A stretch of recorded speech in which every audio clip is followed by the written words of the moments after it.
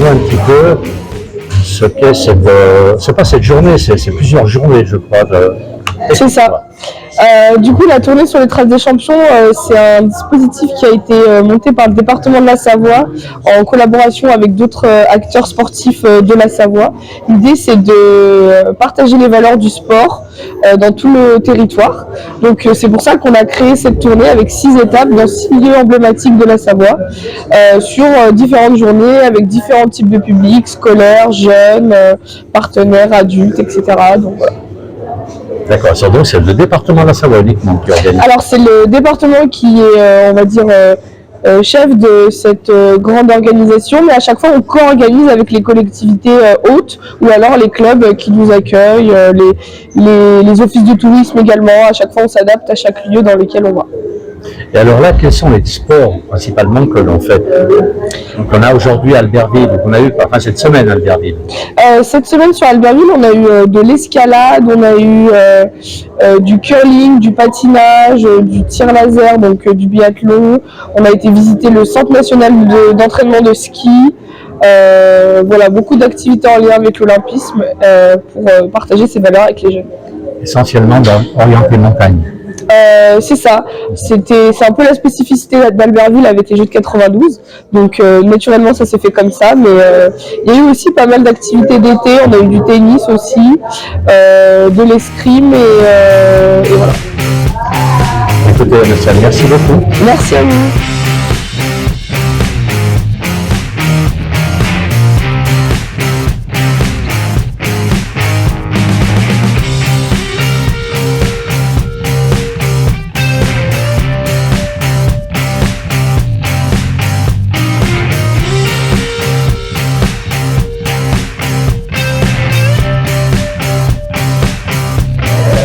Alors, je suis avec Guy Raymond du CERNA. Déjà, le CERNA, qui peut m'expliquer exactement ce que c'est, la fonction? Lequel? C'est une association loi 1901 Oui. qui est en charge d'études sur la neige et les avalanches. Et au sein du CERNA, on a 3 groupes. Un groupe médical, un groupe juridique, mais qui a tendance à disparaître, et un groupe scientifique, dont nous faisons partie tous les deux.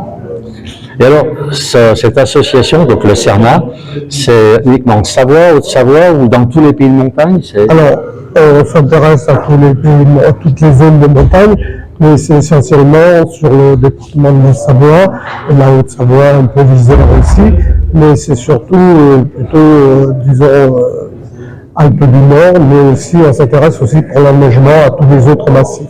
Partout où il y a de l'enneigement, vous pouvez intervenir, voilà, avec des conseils évidemment, puisque c'est joué, vous avez un panneau derrière, donc vous donnez des informations sur les risques de la montagne, sur la qualité de la neige, exactement. Les risques d'avalanche. Oui, plus important. Et il est souvent interviewé par des radios quand il y a des gros incidents, des avalanches meurtrières.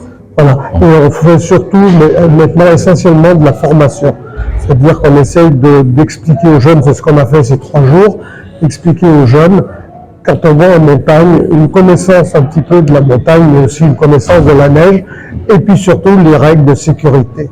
Il y a de plus en plus de gens qui se comportent de façon irresponsable, et donc s'il y a des accidents, je crois qu'on pourrait diminuer ce nombre d'accidents si justement les gens avaient une meilleure connaissance de la neige, s'équipaient également, mais je crois que c'est quand même le cas. Et on voit que le nombre d'accidents mortels en avalanche reste à peu près stable, en moyenne sur 30 ans, une trentaine de personnes, mais c'est toujours beaucoup trop. Évidemment. Des personnes qui décèdent. Oui, tout à fait, on voit dans les journaux avec leur piste, les avalanches, c'est catastrophique. Messieurs, je vous remercie beaucoup. De rien. Et puis, bonne continuation et merci pour tous les conseils que vous prodiguez quand même à tous nos jeunes skieurs. Merci bien. Merci à vous.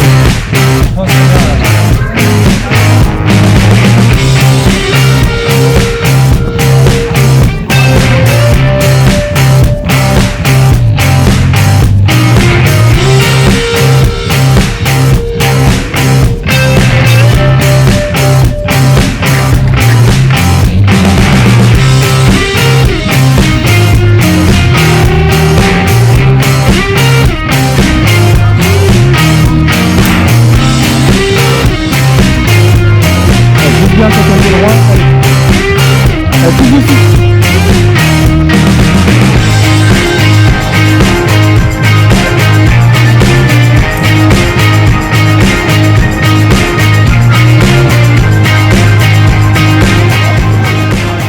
Mets ton pied droit sur la rouge en dessous. Ton pied droit sur la rouge.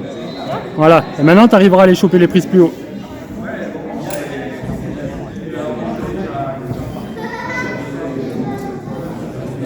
Allez, tout de suite le pied droit. Allez, on le lève. Voilà.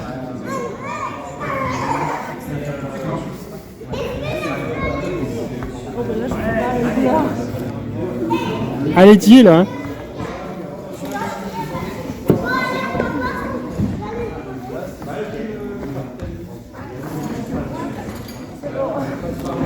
Alors, faut que tu communiques avec l'assureur. Tu lui dis sec. Sec. Je sais pas si... C'est bon? François, tu peux me descendre tout doucement? En même temps?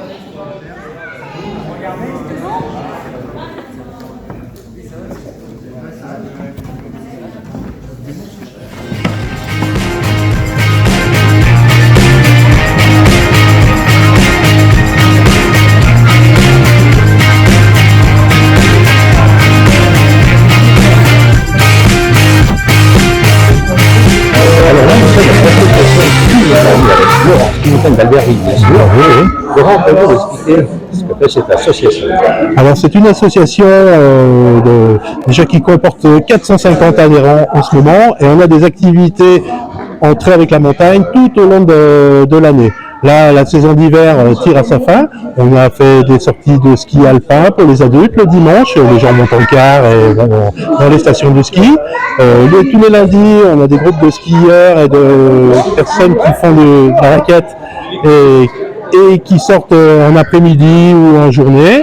On fait des sorties, une école de sport. Cet après-midi, nos jeunes vont passer leurs étoiles au col des saisies.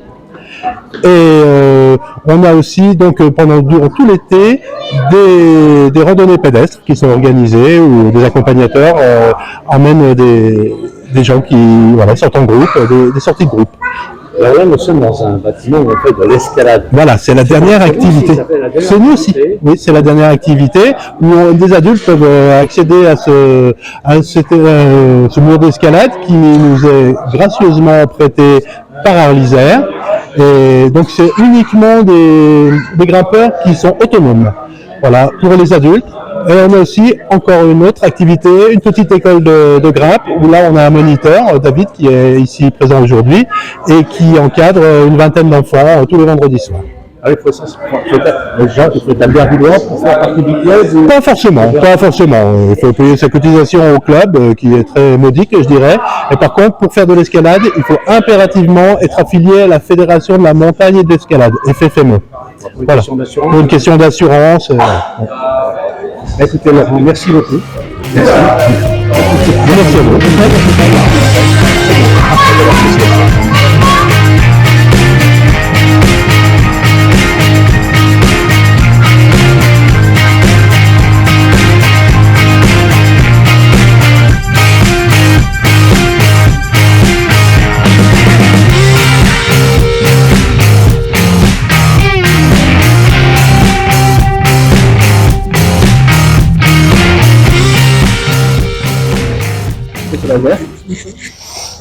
On va un chargeur. Et là, en fait, c'est comme si on enclenchait notre effet laser dans le canon, on colle une culasse. Okay. Et là, ça fait juste un clic. Et après, hop, je tire, on recharge, je tire, et ainsi de suite. 5 fois. Ok. Si on a fait des loupés, juste là. Juste devant la tête de mort. Okay. Si j'ai loupé, enfin, si j'ai loupé le visuel de cible, si je veux finir ma cible, on va bien penser à recharger 5 fois. Il faut oublier qu'on a que 5 coups, c'est pas. Après, une fois qu'on a rechargé, c'est pas illimité. Okay. Voilà, et ben allez, vous pouvez vous installer sur la 2 et puis la 3. Alors Enzo, vous êtes professeur moniteur de ski et vous pratiquez le biathlon. C'est ça, j'en ai fait quand j'étais un peu plus jeune en club et en comité. Et aujourd'hui, vous faites une démonstration pour le grand public. Une démonstration, j'encadre surtout une initiation biathlon, donc au sein de Savoie Nordique, qui est une association qui développe l'activité nordique en fait. Et donc là, on a installé un petit stand de biathlon laser à 10 mètres. Et donc les gens ils viennent pour découvrir l'univers du biathlon en général et en le pratiquant du coup. Et c'est un sport qui devient très très populaire. Ouais. De plus en plus de monde, c'est vrai qu'il est sympa à voir, même à la télévision. C'est un sport qui est vraiment télévisuel. Et en fait, maintenant que ça passe sur la chaîne L'équipe 21, il y a énormément de visionneurs. Et c'est vrai que beaucoup de monde se prennent au jeu avec les deux disciplines, le tir, le ski. Et il y a du suspense jusqu'à la fin de la course, donc du coup, beaucoup de monde accroche à ce concept. Tout à fait, de plus en plus de monde. Il y a beaucoup de licenciés à peu près en France, en gros. Je vous avoue que les chiffres, non, je ne vais pas vous dire de bêtises. De plus en plus de monde. Et d'ailleurs, on voit beaucoup lors des Jeux Olympiques ou d'autres, sports, enfin, pas sport, comment dire ça. Il n'y a pas que les Jeux Olympiques où on voit, on voit beaucoup dans le Jura, on voit en Savoie, on voit. Oui, bien sûr. Après, chaque région développe le biathlon en développant et en mettant de l'argent, en injectant de l'argent dans les pas de tir, voilà, en développant les structures pour pratiquer le sport. Et puis non, c'est sûr que après il n'y a pas que les Jeux Olympiques non plus, les championnats du monde, il y a un vrai circuit, un circuit Coupe du Monde où ils ont énormément de courses. Donc ils courent quasiment tous les week-ends, donc forcément ça fait beaucoup de courses à suivre. Ok, écoutez, merci beaucoup Enzo. Merci à vous. Bonne continuation. Au revoir. Au revoir.